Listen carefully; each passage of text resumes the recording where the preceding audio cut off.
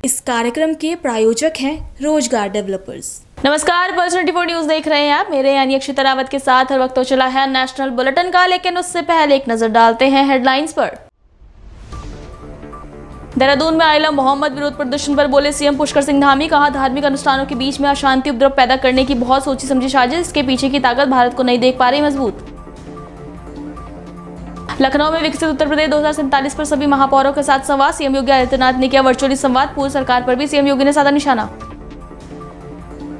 दिल्ली में सोनम वांगचुक की पत्नी ने की प्रेस वार्ता। अपने पति पर लगे सारे आरोपों को बताया गलत। कहा, मेरे पति के खिलाफ 4 सालों से लगातार रचा जा रहा है षड्यंत्र। जावरा में शारदीय नवरात्रि पर डांडिया कार्यक्रम। वल्लभ भाई पटेल हॉस्पिटल में आयोजित हुआ कार्यक्रम। छात्र छात्राओं सहित मेडिकल स्टाफ ने भी लिया हिस्सा। तुम दोनों की मेहनत बहुत रंग लाई है बेटा, घर बहुत सुंदर बना है। ये मेरे पापा का घर। पता है, देख तेरे पापा की नेम प्लेट अपने हाथों से लगाऊंगा। नेम प्लेट तो लग चुकी पापा।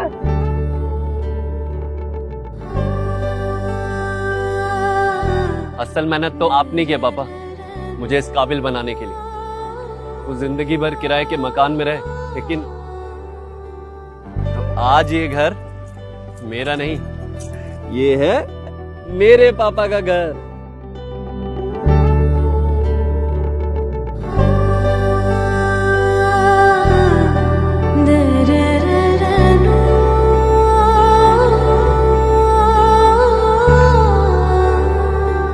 उड़ान सपनों की, आंगन खुशियों का और साथ सकर्णी का।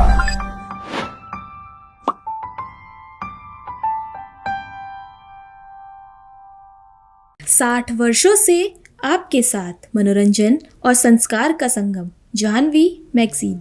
चलिए अब देखते हैं खबरें विस्तार से। देहरादून में आइला मोहम्मद विरोध प्रदर्शन से जुड़े विवाद पर मुख्यमंत्री पुष्कर सिंह धामी ने कहा कि हमारे त्योहारों और धार्मिक अनुष्ठानों के बीच में अशांति उपद्रव पैदा करने की बेहद ही सोची समझी साजिश है।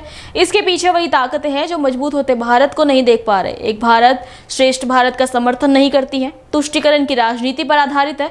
अगर किसी से आपको लगाव है तो उसके नाम की तख्ती उठाकर घूमने का अधिकार आपको किसने दे दिया? केवल हमारे त्योहारों और धार्मिक अनुष्ठानों के बीच में अशांति उपद्रव पैदा करने की एक बहुत सोची समझी साजिश है, और इसके पीछे वही ताकतें हैं जो आज मजबूत होते हुए भारत को देख नहीं पा रही हैं, एक भारत श्रेष्ठ भारत का समर्थन नहीं करती हैं और तुष्टीकरण की राजनीति पर आश्रित हैं, जिनके पास आदरणीय प्रधानमंत्री श्री नरेंद्र मोदी जी के नेतृत्व में आज विकसित भारत के संकल्प को आगे बढ़ते हुए जो पचा नहीं पा रही हैं, देख नहीं पा रही हैं, ऐसी ताकतें लगातार अशांति और दंगा करवाने का लगातार प्रयास कर रही हैं, समाज में जहर घोलने का काम कर रही हैं।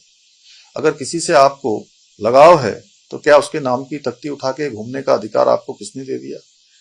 अगर आप उस किसी का सम्मान करते हैं, प्यार करते हैं, तो उसका सम्मान भी तभी है जब वो आपके आचरण में दिखे, न कि उन्माद के रूप में दिखे, दंगे के रूप में दिखे या धार्मिक कट्टरता के रूप में दिखे। देवभूमि उत्तराखंड, जहाँ गंगा का प्रदेश है, यमुना का प्रदेश है, 4 धामों का प्रदेश है, आदि कैलाश से लेकर अनेक हमारे ऐसे श्रद्धा और आस्था के धर्म स्थान देवभूमि उत्तराखंड में है। ये महासू महाराज, धारी देवी, माँ पूर्णागिरी देवी, जागेश्वर धाम, यहाँ पर इस प्रकार की अराजकता बिल्कुल भी इस भूमि में बर्दाश्त नहीं की जाएगी और ऐसे तत्वों के खिलाफ कठोर कार्रवाई की जाएगी। पहले भी कहीं पर भी अगर इस प्रकार का प्रयास हुआ है, कानून ने अपना काम सख्ती से किया है और हमने इस ऐसे ही सब उपद्रवियों के लिए, ऐसा ही दंगा करने वालों के लिए यहाँ सख्त दंगा रोधी कानून बनाया है। जो भी सरकारी संपत्ति और निजी संपत्ति हो, दंगा करने वाला जो भी होगा, इसकी जो है भरपाई उसी व्यक्ति से उसकी भरपाई करवाई जाएगी और ये काम बहुत सख्ती से करवाया जाएगा। लखनऊ में मुख्यमंत्री योगी आदित्यनाथ ने विकसित उत्तर प्रदेश 2047 पर सभी महापौरों के साथ वर्चुअल संवाद किया, जहां मुख्यमंत्री ने कहा कि 8 साल पहले उत्तर प्रदेश का जीडीपी 12,75,000 करोड़ रुपए था और हमारी योजना इसे इस वित्तीय वर्ष के अंत तक 36 लाख करोड़ रुपए तक पहुंचाने की है। 2017 से पहले उत्तर प्रदेश में कोई भी निवेश करने नहीं आता था क्योंकि राज्य में अच्छी सड़कें नहीं थी, सुरक्षित माहौल का अभाव था। आज हमारे पास राजमार्गों का जाल है, अन्य राज्यों के साथ अच्छी कनेक्टिविटी है और हर जिला मुख्यालय तक 2 या 4 लेन की राजमार्ग कनेक्टिविटी सुनिश्चित है। सीएम ने कहा कि आज उत्तर प्रदेश को कोई भी बीमारू राज्य नहीं कह सकता, बल्कि ये भारत के विकास इंजनों में से एक है। मुझे प्रसन्नता है कि पिछले 11 वर्ष में हमने बदलते हुए भारत को देखा है और भारत के बारे में दुनिया के मन में जो परसेप्शन था उसको बदलते हुए भी हमने देखा है। भारत को दुनिया की एक बड़ी आर्थिक ताकत के रूप में उभरते हुए हम देख रहे हैं। हर एक सेक्टर में भारत की जो सफलता है वो अभूतपूर्व है, अभिनंदनीय है। ये प्रधानमंत्री मोदी जी का जो यशस्वी लीडरशिप है उसका परिणाम है और प्रधानमंत्री जी की ही प्रेरणा से हम लोगों ने आज से 8.5 वर्ष पहले जब उत्तर प्रदेश की कमान संभाली थी तब में और आज में ये व्यापक परिवर्तन हर एक सेक्टर में हमें बदलते हुए दिखता है और उसको उस बदलते हुए माहौल में हम सब देख सकते हैं। खासतौर पर जो भी नगर निगम या नगर पालिका के हमारे चेयरमैन या नगर पंचायतों के चेयरमैन इस संवाद में जुड़े थे, आपने सबके मुंह से इस बात को सुना होगा कि उन्होंने अपनी इनकम को बढ़ाया है। लेकिन इससे भी आगे और भी संभावना हमारे पास हो सकती है। जैसे मैं आपको उदाहरण देता हूं, आज से 8 साल पहले उत्तर प्रदेश की जो कुल जीडीपी थी वह 12,75,000 करोड़ थी और इस वित्तीय वर्ष के अंत में हम उसको 35 से 36 लाख करोड़ तक पहुंचाने जा रहे हैं।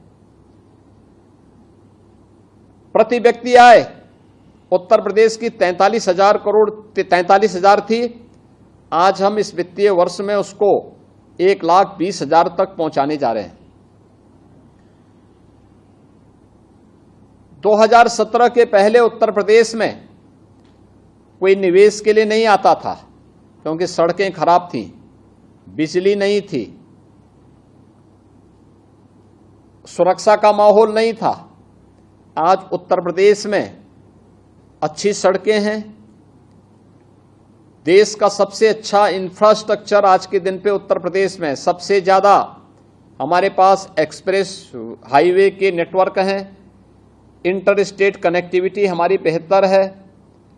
हमने हर जिला मुख्यालय को 4 लेन की कनेक्टिविटी के साथ जोड़ा है, तहसील और ब्लॉक मुख्यालय को 2 लेन और 4 लेन के साथ जोड़ने का कार्य किया है। उत्तर प्रदेश के अंदर गांव-गांव की कनेक्टिविटी को बेहतर किया है। उत्तर प्रदेश में हाईवे का एक बेहतरीन नेटवर्क, 6 सिटी हमारी मेट्रो के साथ जुड़ चुकी है। देश का पहली रैपिड रेल उत्तर प्रदेश के अंदर संचालित है। देश का पहला इनलैंड वाटरवे ये वाराणसी से हल्दिया के बीच में प्रारंभ हो चुका है। परसेप्शन बदलता तब है जब सुरक्षा का बेहतर माहौल हो, विकास की सोच लोगों के मन में हो और बिना भेदभाव के योजनाओं का लाभ समाज के हर एक तबके को प्राप्त हो। और पिछले 8.5 वर्ष में इसी लक्ष्य को ध्यान में रख करके जो कार्य किए गए हैं, आज उसके बेहतर परिणाम हम सबके सामने आ रहे हैं। और इसी को ध्यान में रख करके मैं आप सबसे यही कहना चाहूंगा कि जिस प्रदेश में निवेश नहीं आता था, जो होता था वो जा रहा था, आज उसी प्रदेश में 45 लाख करोड़ रुपए के निवेश के प्रस्ताव, 15 लाख हम अब तक जमीनी धरातल पर उतार चुके हैं, 60 लाख से अधिक नौजवानों को इसके माध्यम से नौकरी। परंपरागत उद्यम जो मृत प्राय 17 के पहले था, 1 डिस्ट्रिक्ट 1 प्रोडक्ट के माध्यम से उसको पुनर्जीवित किया। 2 करोड़ से ज्यादा लोग आज उसमें रोजगार प्राप्त किए हैं। सरकारी नौकरी जिसमें पहले सेंध लगती थी, आज 8.5 लाख से अधिक सरकारी नौकरी हम प्रदेश में देने में सफल हुए हैं। यानी प्रदेश वही, तंत्र वही, लेकिन एक इच्छा शक्ति जो विकास की होती है उसको करने की इच्छा शक्ति का परिणाम क्या कि आज उत्तर प्रदेश के बारे में लोगों की धारणा बदल चुकी है। आज प्रयागराज में महाकुंभ होता है, 66 करोड़ से अधिक श्रद्धालु वहां पहुंच जाता है। आज अयोध्या की तस्वीर बदल गई है, काशी की तस्वीर बदल चुकी है। लखनऊ में तस्वीर जो आज से 10 साल पहले आया होगा, आज वो लखनऊ को पहचान नहीं पाता है, मथुरा वृंदावन को पहचान नहीं पाता है, आगरा के बारे में चेंज उसको दिखाई देता है। मेरठ स्पोर्ट्स सिटी के रूप में डेवलप हो गया है। गाजियाबाद एक नए गाजियाबाद के रूप में विकसित हुआ है। मुरादाबाद, बरेली, सहारनपुर, फिरोजाबाद, अलीगढ़, यानी कौन सा ऐसा नगर निकाय है, गोरखपुर, कहीं भी आप जाएंगे, झांसी, यानी ये सभी नगर निकाय, नगर निगम है जिन्होंने विकास भी किया है, अच्छा इंफ्रास्ट्रक्चर भी दिया है। आज इन नगर निकायों की शोभा बढ़ती है जब पर्व और त्योहारों में स्पाइरल लाइट आने वाले आगंतुकों की स्वागत करती है, लोगों का चेहरा खिलता है। पहले अंधेरे में लोग रहते थे, गड्ढा युक्त सड़कें उनको काफी लेट तक अपने घर में वहां अपने गंतव्य तक पहुंचाती थी। आज अच्छी सड़कें, स्पाइरल लाइट और एलईडी स्ट्रीट लाइट की वहां पर व्यवस्था उस नगर निकाय को एक नई पहचान दे रही है।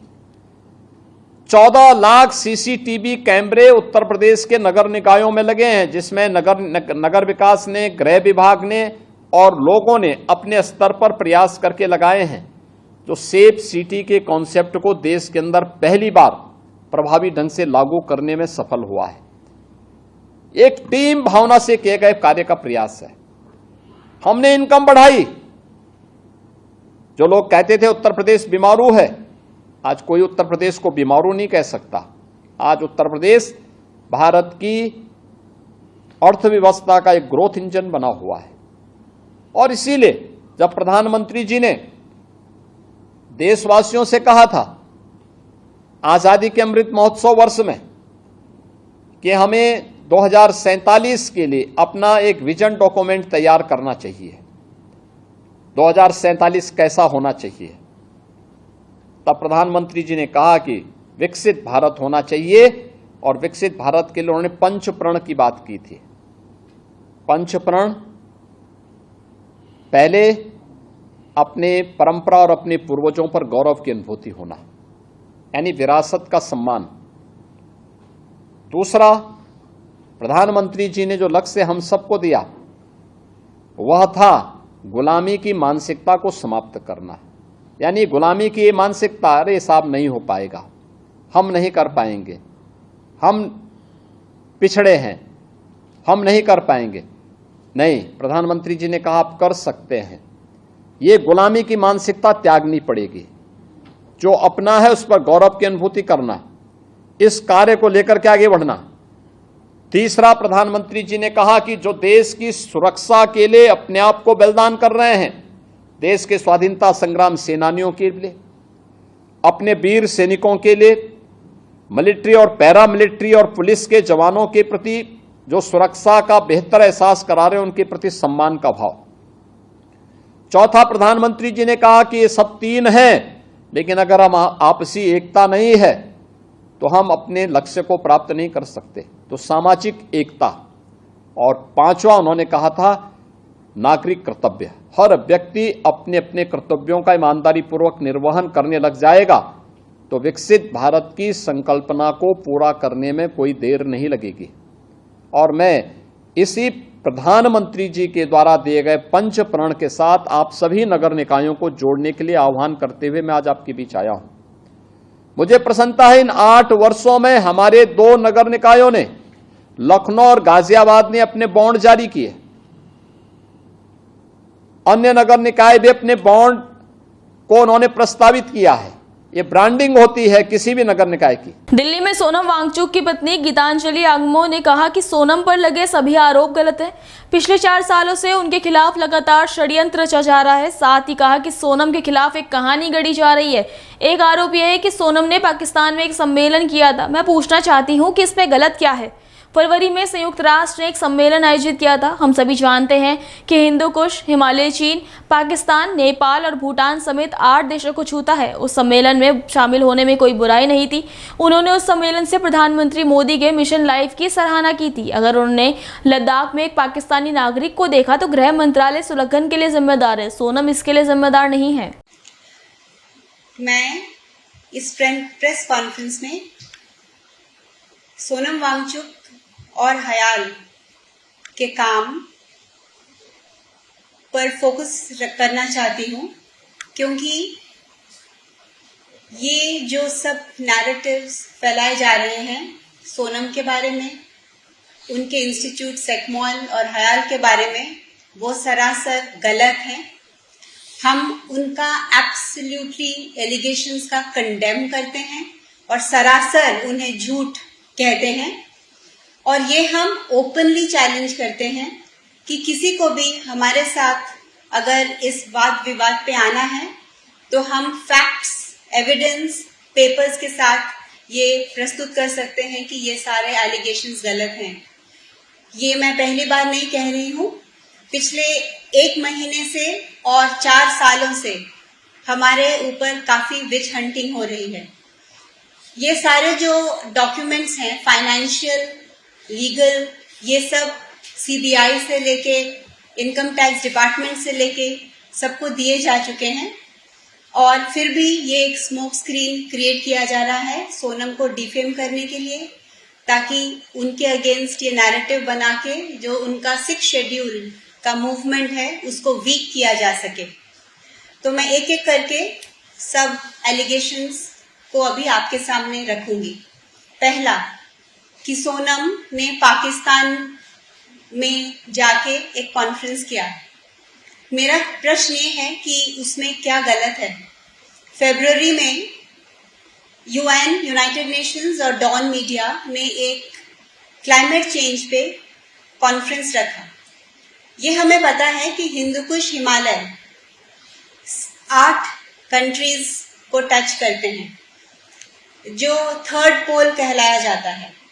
हिमालय को 3rd पोल इसलिए कहते हैं क्योंकि वो अराउंड 2 बिलियन लोगों को पानी देते हैं और ये अफगानिस्तान से लेके बांग्लादेश तक ये कंट्रीज हैं, जिसमें चाइना, पाकिस्तान, नेपाल, भूटान सब आते हैं। तो बहुत सारे ऐसे इनिशिएटिव्स हैं, जैसे इसी मोड जो काठमांडू में स्थित है, जिसके हम कंसोर्शियम पार्टनर्स हैं। HUC, हिमालयन यूनिवर्सिटी कंसोर्शियम, जिसके हम पार्टनर्स हैं, जो हम काठमांडू में मिलते रहते हैं वो कॉन्फ्रेंसेस में। तो इसमें कुछ गलत नहीं था कि उन्होंने वो जो मीटिंग्स की, बल्कि वहां पर स्टेज से उन्होंने प्राइम मिनिस्टर मोदी के मिशन लाइफ की सराहना की, जो कि ह्यूमन बीइंग्स को, भारतीयों को ये कहता है कि कैसे हम बिहेवियर चेंज करें ताकि हम क्लाइमेट चेंज पे वो काम कर सकें। तो अभी अगर उसको यूज करके उनका कुछ और मतलब निकाला जा रहा है कि कोई पाकिस्तानी लद्दाख में उनको दिखा, तो हमारा क्वेश्चन ये है कि आपने कैसे ये सेफ्टी प्रोटोकॉल ब्रीच होने दिया। ये सोनम वांगचुक को रिप्लाई करने की जरूरत नहीं है, ये MHA को रिप्लाई करने की जरूरत है कि क्यों कि कोई पाकिस्तानी लद्दाख में दिखा। सेकेंडली, हयाल पे जो फाइनेंशियल और FCRA के आरोप लगाए जा रहे हैं वो भी सारे गलत हैं। हयाल को कोई डोनेशन नहीं आई है। FCRA डोनेशन के लिए चाहिए होता है, लेकिन हयाल एक ऐसी इंस्टीट्यूट है जिसका रिसर्च बाहर की यूनिवर्सिटीज ने खरीदा।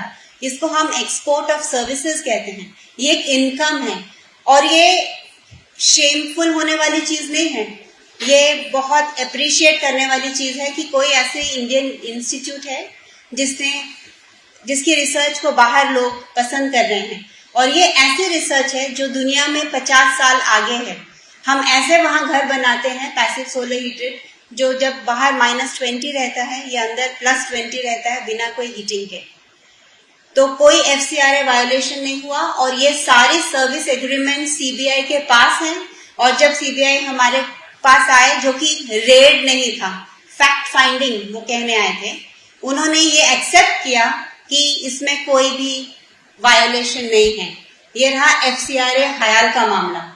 FCRA सेक्मॉल जो कि कैंसिल किया गया, वो भी बिल्कुल एक बेबुनियादी और रिडिकुलस बेसिस पे किया गया। आप सबने उसका पढ़ा होगा। कर्नाटक के हुबली में गुडिगेरी धामवा भक्तों की मनोकामनाएं पूरी करता है। धामवा देवी एक शक्ति है और माना जाता है कि उन्होंने शरीफ साहब की भक्तिपूर्ण प्रार्थना पर दर्शन दिए थे।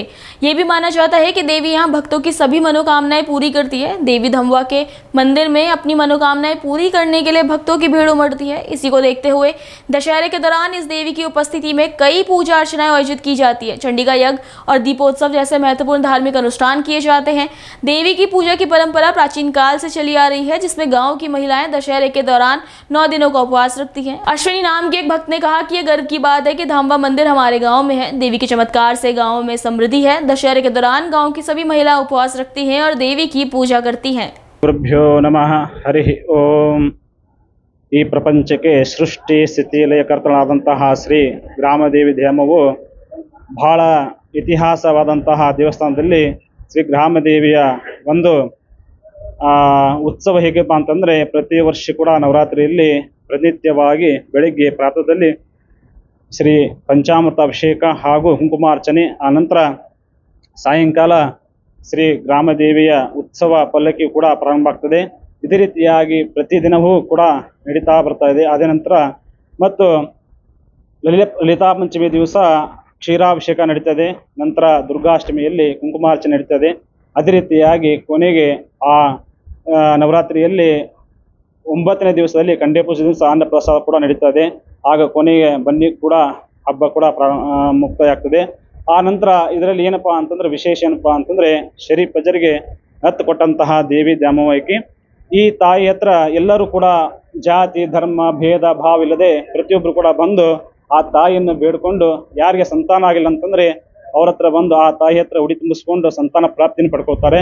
ಅದೇ ರೀತಿಯಾಗಿ ಯಾರಿಗೆ ಮಂಗಳಕರ ಆಗಿಲ್ಲ ಅಂತಂದ್ರೆ ಮದುವೆ ಆಗಿಲ್ಲ ಅಂತಂದ್ರೆ ಅವರು ಕೂಡ ಬಂದು ಆ ತಾಯಿ ಹತ್ರ ಆ ಕಂಕಣವನ್ನು ಕಟ್ಟಿಸ್ಕೊಂಡು ಮಾಂಗಲ್ಯ ಧಾರಣವನ್ನು ಕೂಡ ಮಾಡ್ಕೋತಾರೆ. ಇದೇ ರೀತಿಯಾಗಿ ತಮ್ಮ ತಮ್ಮ ಬಯಕೆಯನ್ನು ಕೂಡ ಪರಿಪೂರ್ಣವಾಗಿ ಬೇಡ್ಕೊಂಡು ಆ ತಾಯಿ ಹತ್ರ ಸಂಕಲ್ಪ ಮಾಡಿಕೊಂಡು ಪ್ರತಿ ವರ್ಷ ದೊಡ್ಡ ದಾಸೋಹ ಆಗಿ ಪ್ರತಿ ವರ್ಷ ಜನಸಂಖ್ಯೆ ಹೆಚ್ಚುತ್ತಾ ಬರ್ತಾ ಇದೆ. ಈ ಹೆಚ್ಚಿನಂತ ಜನಸಂಖ್ಯೆ ಕೂಡ ಪ್ರತಿ ವರ್ಷ ಕೂಡ ನಡೀತಾ ಬರಲಿ ಅಂತೇಳಿ ಆ ತಾಯಿ ಹತ್ರ ಪ್ರಾರ್ಥನೆ ಮಾಡಿಕೊಂಡು ಯಾ ದೇವಿ ಸರ್ವಭೂತೇಷು ಶಕ್ತಿ ರೂಪೇಣ ಸಂಸ್ಥಿತ ನಮಸ್ತಸ್ಯೆ ನಮಸ್ತಸ್ಯೆ ನಮಸ್ತಸ್ಯೆ ನಮೋ ನಮಃ ಎಂದು ಪ್ರಾರ್ಥನಿಸುತ್ತಾ ಇದೇ ರೀತಿಯಾಗಿ ಇವತ್ತಿನ ದಿವಸ ಶ್ರೀ ಕೃಷ್ಣಾಚಾರ್ಯ ಕೂಡ ಡಿ ಸುತಾರ್ ಇವರು ಕೂಡ ಮಾತನಾಡಿದರು. ನಮಸ್ಕಾರ. ನಾವು ಗುಡಿಗೇರಿಯಿಂದ ಮಾತಾಡ್ತಾ ಇರೋದು. ಇದು ಗುಡಿಗೇರಿ ದ್ಯಾಮವ್ವನ ದೇವಸ್ಥಾನ. ಇದು ದಸರಾ ಹಬ್ಬದಲ್ಲಿ ನಾವು ಪ್ರತಿ ವರ್ಷನೂ ಮಹಾನವಮಿ ಒಂದು 9 ದಿನ ಪೂಜೆ ಇರ್ತದ. 9 ದಿನ ಊರಲ್ಲೆಲ್ಲ ಪೂರ್ತಿ ಉಪವಾಸ ಮಾಡ್ತಾರೆ. ಉಪವಾಸದಿಂದ ಈ ದೇವಿ ಪವಾಡದಿಂದ ನಮ್ಮೂರಿಗೆ ಈ ದೇವಸ್ಥಾನ ನಮ್ಮೂರಲ್ಲಿರೋದು ನಮಗೊಂದು ಹೆಮ್ಮೆಯ ವಿಷಯ. ಯಾಕಂತಂದ್ರೆ ಈ ದೇವಿ ಪವಾಡದಿಂದ ನಮ್ಮೂರಲ್ಲಿ ಯಾವ್ದು ಅಂತ ಸಮಸ್ಯೆಗಳೇನೂ ಆಗಿಲ್ಲ. ಆ ದೇವಿ ಆಶೀರ್ವಾದದಿಂದ ನಮ್ಮೂರಲ್ಲಿ ಎಲ್ಲ ಅನುಕೂಲವಾಗಿ ಎಲ್ಲ ಆರೋಗ್ಯವಾಗಿ ಜನ ಇದ್ದಾರೆ. ಸೊ ಈ ದೇವಸ್ಥಾನ ನಮ್ಮೂರಲ್ಲಿ ಇದೆ ಅಂತಂದ್ರೆ ನಮಗೊಂದು ಹೆಮ್ಮೆಯ ವಿಷಯ ಅದು. ಸೊ ನಾವು ಪ್ರತಿ ವರ್ಷನೂ ದೇವಿಗೆ ಪ್ರತಿಯೊಂದು 9 ದಿನ ಉಪವಾಸ ಮಾಡಿ ಪ್ರತಿದಿನಾನು ಸಂಜೆ ಪೂಜೆ ಮಾಡೋದು, ಆಮೇಲೆ ಪಾಲ್ಕಿ ದೇವಸ್ಥಾನದಿಂದ ಬೇರೆ ದೇವಸ್ಥಾನಕ್ಕೆ ಹೋಗೋದು ಬರೋದು, ಒಂದು ಜಾತ್ರೆಯಲ್ಲಿ ತುಂಬಾ ಒಂಥರ ನಮ್ಗೆ ಖುಷಿ ವಿಷಯ. 9 ದಿನದಲ್ಲಿ ನಾವು ಪೂಜೆ ಮಾಡೋದಾಗ್ಲಿ, ಎಲ್ಲ ನಾವು ದೇವಿನ ಆರಾಧಿಸೋದಾಗ್ಲಿ ಒಂಥರ ಹೆಮ್ಮೆ ವಿಷಯ ಅನ್ನಿಸ್ತದ. ಸೊ ನಮಗೆ ಒಂದು ಆಶೀರ್ವಾದ, ದೇವಿ ಆಶೀರ್ವಾದದಿಂದ ನಾವು ಎಲ್ಲ ಆರೋಗ್ಯವಾಗಿದ್ದೀವಿ. ಸೊ ಎಲ್ಲ ಜನತೆಗೂ ದೇವಿ ಅನುಗ್ರಹ ಸಿಗ್ಲಿ, ಆಶೀರ್ವಾದ ಸಿಗ್ಲಿ ಅಂತ ನಾನು ಎಲ್ಲರಲ್ಲಿ ಆಶೀರ್ವಾದ. ಗುಡಿಗೇರಿ ಗ್ರಾಮದ ಈ ನವರಾತ್ರಿ ಉತ್ಸವ ವಿಜೃಂಭಣೆ ನಡೆಯೋ ಕಾರಣ ಏನಪ್ಪಾ ಅಂತಂದ್ರೆ ನಮ್ಮ ಶಕ್ತಿ ದೇವತೆಯಾದ ದ್ಯಾಮವ್ವ ತಾಯಿಯ ಒಂದು ವಿಶೇಷವಾದ ಒಂದು ಆಕೆಯ ಕುರುವು. ಈ ನಮ್ಮ ರಾಜ್ಯಾದ್ಯಂತ ಮೈಸೂರು ಬಿಟ್ಟರೆ ಗುಡಿಗೇರಿ ಒಳಗೆ ದಸರಾ ನಮಗೆ ನಡಿಬೇಕಾಗಿದ್ದು ಈ ಜನರಿಂದ ಏನಾಗಿತ್ತು ಅಂತಂದ್ರೆ ನಮ್ಮ ದ್ಯಾಮವ್ವ ತಾಯಿದು ಬಹಳ ಒಂದು ಇದು. ಯಾಕಪ್ಪ ಅಂದ್ರೆ ಈಗ ನಮ್ಮಲ್ಲಿ ದ್ಯಾಮವ್ವನ ದರ್ಶನ ಕೊಟ್ಟು ಶರೀಫಜ್ಜಾರಿಗೆ ನತ್ತು ಕೊಟ್ಟಾಳಾಕಿ. ಶರೀಫಜ್ಜಾರು ಗೋವಿಂದ ಭಟ್ರು ಇಲ್ಲಿ ಸತತವಾಗಿ ಇಲ್ಲಿ ವಾಸ್ತವ್ಯ ಮಾಡ್ತಿದ್ರು. ಒಂದು ದಿವಸ ಹಂಗೆ ಇಬ್ರು ಸಂಭಾಷಣೆ ಮಾಡುವಾಗ ಗೋವಿಂದ ಭಟ್ರಿಗೆ ಶರೀಫಜ್ಜಾರು ಒಂದೇನೋ ದುಡ್ಡಿನ ಸಲುವಾಗಿ ಮಾತಾಡಿದಾಗ ಅಲ್ಲಿ ನಿಮ್ಮ ತಾಯಿನ ಕೊಡ್ತಾಳೆ ಕೇಳಪ್ಪ ಅಂತಂದಾಗ ಅವರು ದೇವಿನ ದಂಡಕ ಅಂದ್ರು. ಅವರು ಯಾರು ಶರೀಫಜ್ಜಾರು ಅವಾಗ ಶರೀಫ್ ಅಜ್ಜರ್ಗೆ ಪ್ರತ್ಯಕ್ಷ ಆಗಿ ಆಕೆ ಮುಕ್ತಿಯನ್ನು ಕೊಟ್ಟು ಇವತ್ತು ನಮ್ಮ ಗುಡಿಗೇರಿ ಗ್ರಾಮ ಇಡೀ ರಾಜ್ಯದೊಳಗೆ ಹೆಸರು ಬರುವಂತ मध्य प्रदेश के जावरा में सरदार वल्लभ भाई पटेल हॉस्पिटल रिसर्च सेंटर में शारदीय नवरात्रि के पावन पर्व पर भव्य डांडा कार्यक्रम का आयोजन किया गया, जिसमें नर्सिंग कॉलेज के जीएनएम, एएनएम, डीएमएलटी के 4 छात्राओं ने गरबा और डांडिया किया। इस अवसर पर सरदार पटेल कॉलेज के संचालक जीएल पटेल और हॉस्पिटल संचालक रोहित पटेल ने बताया कि हमारे हॉस्पिटल में सर्व सुविधा युक्त हॉस्पिटल की सुविधा दी गई है। न्यूनतम दरों पर सभी प्रकार की सुविधाएं उपलब्ध है। परिसर में मेडिकल सुविधा और कैंटीन सुविधा भी है। इस अवसर पर छात्र छात्राएं और मेडिकल स्टाफ भी उपस्थित रहा। उपयुक्त जानकारी पब्लिक रिलेशन ऑफिसर प्रेम नारायण बनोपा द्वारा दी गई। सर क्या आयोजन आज हॉस्पिटल? हमारे यहाँ ये नर्सिंग कॉलेज और Sardar Patel hospital research centre के स्टाफ और नर्सिंग एवं पैरामेडिकल के स्टूडेंट द्वारा नवदुर्गा उत्सव के उपलक्ष्य में ये सारे बच्चे जो है प्रोग्राम आयोजित किए हैं जो है, जिसमें पूरे देश में जो गरबा कार्यक्रम चलता है उसी के उपलक्ष्य में हमारे बच्चे भी जो है गरबा कार्यक्रम किए हैं जो है। इसमें सभी स्टाफ भी सम्मिलित था, सारे स्टूडेंट भी सम्मिलित थे और नर्सिंग स्टाफ हॉस्पिटल में भी गरबा कार्यक्रम किए, बहुत अच्छे से किए। ये करीबन 300-400 बच्चे होंगे अपने कॉलेज के जो है, और 25-30 स्टाफ हैं हॉस्पिटल के। अभी के लिए इतना ही। देश दुनिया की तमाम बड़ी खबरों के लिए बने रहिए पल्स 24 न्यूज के साथ। अब तक के लिए नमस्कार। तुम दोनों की मेहनत बहुत रंग लाई है बेटा, घर बहुत सुंदर बना है।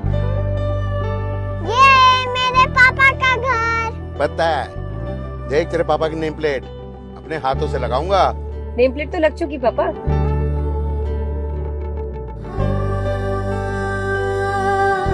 असल मेहनत तो आपने किया पापा, मुझे इस काबिल बनाने के लिए।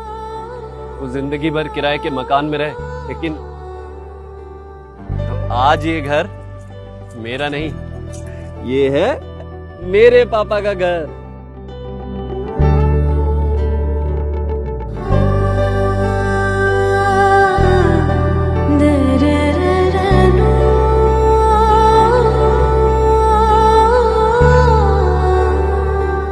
उड़ान सपनों की, आंगन खुशियों का और साथ सकर्णी का।